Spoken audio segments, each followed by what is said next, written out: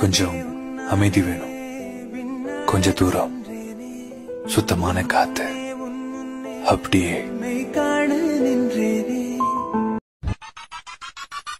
ஒரு சொட்டு கடலும் நீ, ஒரு பொட்டு வானம் நீ, ஒரு புள்ளி புயலும் நீ, பிரமித்தே ஒளி வீசும் நிறவும் நீ, உயிர் கேட்கும் அமுதம் நீ, இமை மூலம் விழியும் நீ, யாசித்தே. எங்க இருந்தாலும் உனக்கு